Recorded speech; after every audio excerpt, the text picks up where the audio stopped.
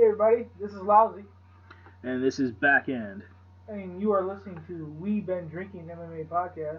We're going to get started here on the UFC 284 fights, our predictions, and basically our analysis of each fight. So the first fight is Alonzo Menifield, Jimmy Crute. What do you think about this one, Back End? Yeah, Lousy, this is a light heavyweight showdown. It's the first fight on the main card. It is Jimmy Crute versus Alonzo Menifield, and Menifield is 35 years old, and Jimmy Crute is only 26, so he's a spring chicken.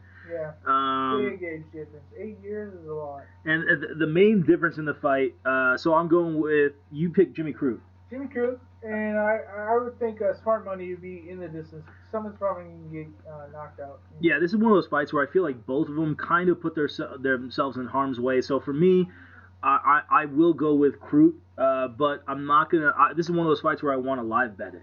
Yeah.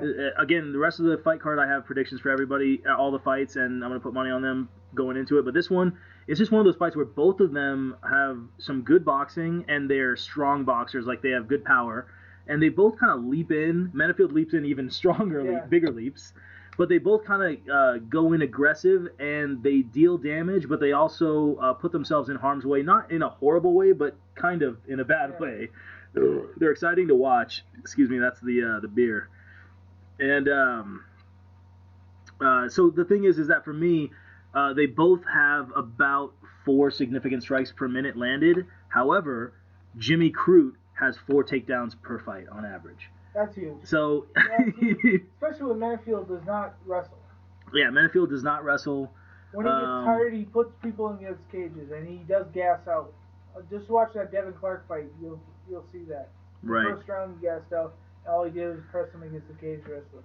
Man, 4.87. It's almost 5 takedowns per fight that Jimmy Crute gets on his opponents. It's just one of those things where that's why I want to live bet it. I mean, yes, I think Crute is slightly better, obviously, because he has more, significant strikes per minute, and then of course the takedowns, 5 takedowns per minute, where Menifield doesn't have any takedowns per minute. Both have dangerous power. Dangerous power.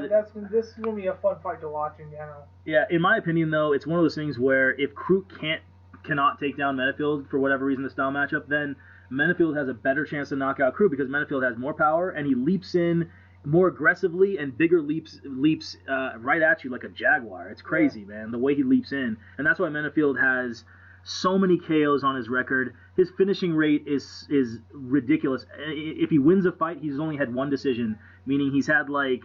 The later the fight goes, the more goes to Crute. So Menifield has 13 fights, 12 of them have been finishes. Yeah. KOs, most of them with like 3 submissions. So he's basically all KOs. It just shows you his aggression is unmatched, basically in this division. Other than of course someone like maybe Jamal Hill, who's the champion. But so going with Crute ever so slightly, just because the all-around game with the takedowns. But I'm gonna live bet it, and Lousy's going with Crute. And somebody's getting knocked out, so I'm going in the distance as well. Boom. There you go.